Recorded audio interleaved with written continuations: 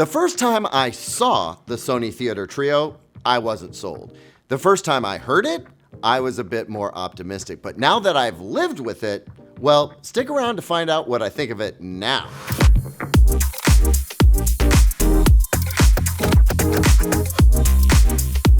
Welcome back, everyone. I'm Caleb Dennison, and the first time I saw this system, I immediately looked at the center speaker and thought, well, that might be a tough sell. But stick with me here because I changed my mind, and I think you might change yours too if you're leaning the way I did when I first saw this system a few months ago. So I went into Sony's demo room in Tokyo expecting a Bravia Theater Quad update, right? A new quad system, maybe with a better subwoofer option, a sleeker look, maybe a return to the cylindrical speakers from the flat squares that I've gotten used to. Somehow, though, I got both some of what I expected and yet none of it at the same time. See, the Sony Theater Trio isn't positioned as a replacement for the Theater Quad, but look a little closer and you'll notice that parts of it are reminiscent of the HTA9. That's like the OG quad, if you will. But all of that comes with a couple of notable differences that folks have been asking for nearly 5 years. There's no little wireless brain box, and there is a center speaker. But as packaged, there are no surround speakers, and a subwoofer still isn't included. So it feels like it's about to go in the Quad Mark III direction, but then stops just short of that. That's part of why I see the Theater Trio as its own system, and I'll elaborate on that in just a minute. Anyway, going back a few years, it didn't matter how much I went on about the Theater Quad's phantom center performance. It was remarkable how it seemed like voices came from the TV no matter where you put the speakers. But folks in the comments wanted the actual center speaker. Well, here it is. It's a bit deep, but I suspect that's because the inputs, outputs, and wireless guts are inside this speaker. Like, this is the quad box stacked on top of the Theater Trio center speaker. The similarity in depth is remarkable, right? But back to the Trio system. The center speaker comes with two cylindrical speakers with forward-facing drivers and upfiring Atmos speakers.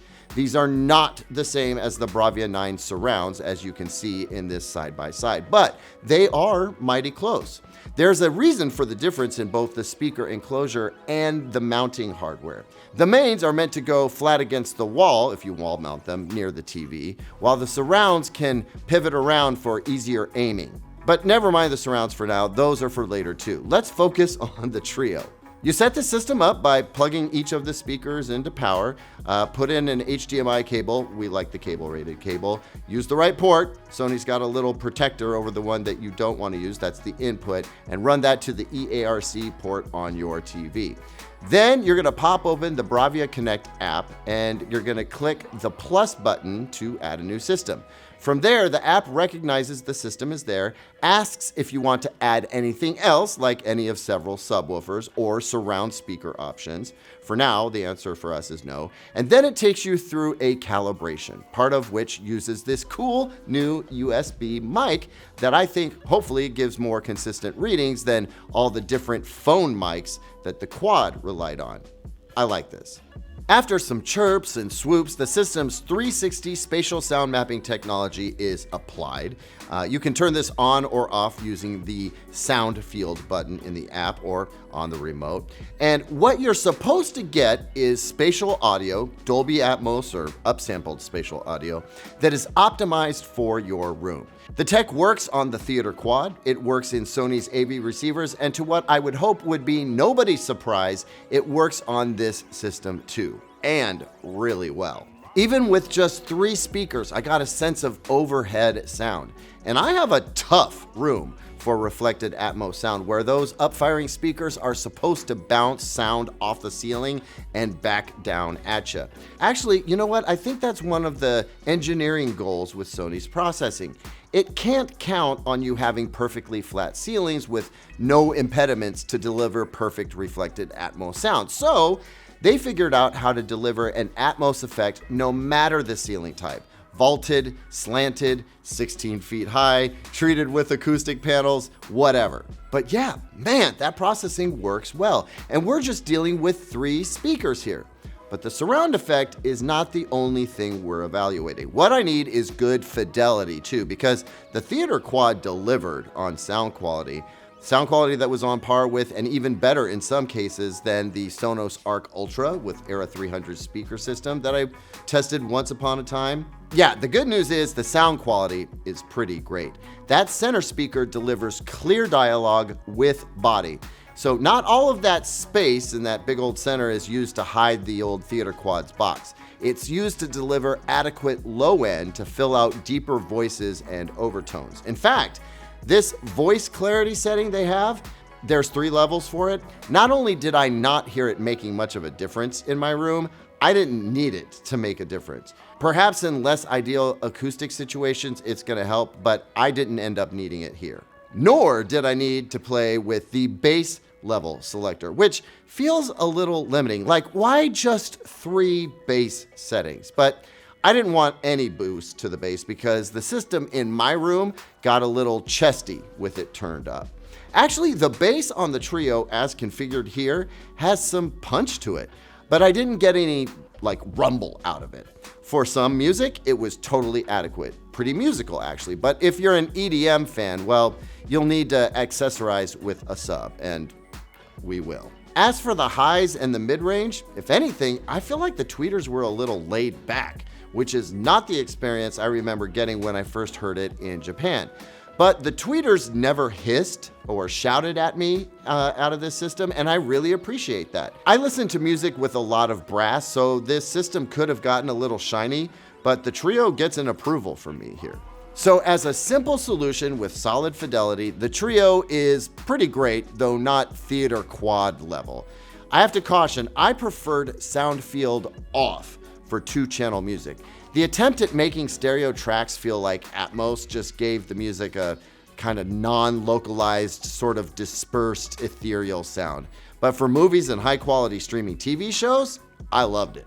At this point in my review, I'm cringing a little at the price. The Sony Bravia Theater Trio, you have to say it like that when it's $1,600, sounds great, and I think it deserves a premium price, but that just feels like too much to me for a 3.0 system. To be fair, there's not a whole lot like the Trio's design or sound, regardless of price point, unless you do a receiver, 2 speakers, and a center channel in that price range, and that's just not the same thing. But you can get the Samsung Q990H now, which is a highly rated, albeit a bit larger and cumbersome system, for a street price very close to the Trio.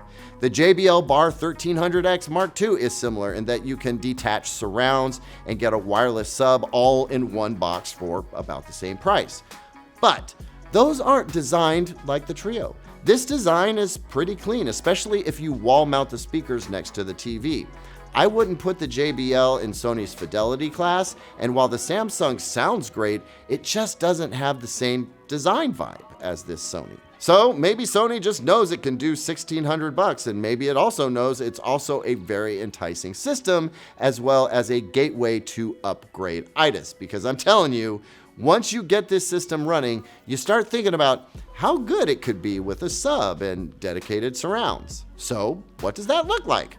Well, you can add the Sony Bravia Theater Rear 9s and get more upfiring Atmos speakers in addition to in-room firing speakers. That will cost you an additional $750. Or there's the scaled down Bravia Theater Rear 8s, which will add surround but not Atmos for about $400. Either scenario brings your system cost up to either $2,000, which is how much the Theater Quad costs right now, or $2,250, which definitely smells like a Quad Mark III to me, with the center channel everybody wanted. So, okay, on brand for Sony, I guess. The Theater Trio's price is making a little bit more sense to me now. But now let's talk about subwoofer upgrades. This is where it gets interesting. You can use the Sony SW3 or SW5, which are Sony's previous generation of subwoofers. I had to use the SW5 for the Theater Quad system I reviewed because I just didn't think much of the SW3. But you can only use one of them. That's a hint of something cool coming along. But if you did do an SW5, you're looking at adding about $700 for that. And it's a pretty capable 7.1-inch subwoofer. But now Sony has new subwoofers. You could spend less and get the $280 Theater Sub 7, which is a 6.3-inch subwoofer that I'd call an upgrade to the SW3 from before. Or you could get the Theater Sub 8, which feels like an upgrade to the SW5. It's got a 7.9-inch driver and new cabinet design for about $500, which is way less than the SW5. Or, and this is what I would have to do, you could get the new Theater Sub 9, which I mean, look at this thing. I love how it looks, but I love how it sounds even more. I might even need to do a whole video on this sub, I don't know. But I will say now that I think this is the sub that Sony needed to make, because until the Sub 9, all of Sony's subs felt like they were upgrades to the subs that you might get in an all-in-one box system. The Sub 9 feels like a real sub. It's heavy, it plays deeper, it blends well with the Trio, and it adds some more authentic rumble than the SW5 ever could. I did notice though that it felt like it was trying too hard to flex its muscles from time to time.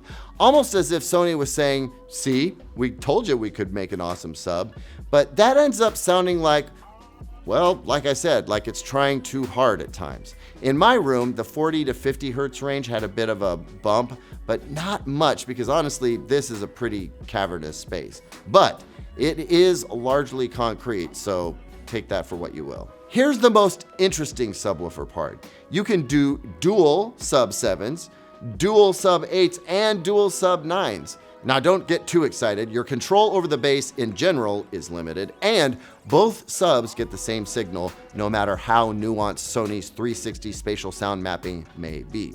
But that you get to do dual subs, that's just another of Sony's answer to the crying fans out there. You can't do dual SW5s though, sorry about that, and you can't mix an SW5 with any of the other subwoofers. So the Sony Bravia Theater Trio, I feel, is pretty great on its own. I do think it is pricey, but I also think it will make a lot of Sony buyers very happy with the upgrade they'll get over their new TV's speakers, especially those that want the stereo separation that you just can't get with most soundbars. But for the full experience, I would advise you to add the sub and the surrounds. I prefer the Sub 9 and Theater Rear 9s, and if I walked into, say, Best Buy right now, $38.50. That's a lot of money to drop on an audio system. Now, I think that system cost might drop below $3,000 at some point, but that's still a chunk of change. So, high performance? Yes. Value? That's hard to argue. Personally, I'd probably get a theater quad system with a Sub 9 for $2,900. But that's just me. If you want to ditch the box, get the center, and move back to the round speakers, the Trio is how you start, and the upgrades are how you finish. What do you think, folks? Did Sony make the right move here? Is this what you wanted? Weigh in down in the comments. Please click that thumbs up button to help spread the video around. Subscribe to see more videos like this and support the channel, if you will. I'll see y'all on the next one, and until then, take care of yourself.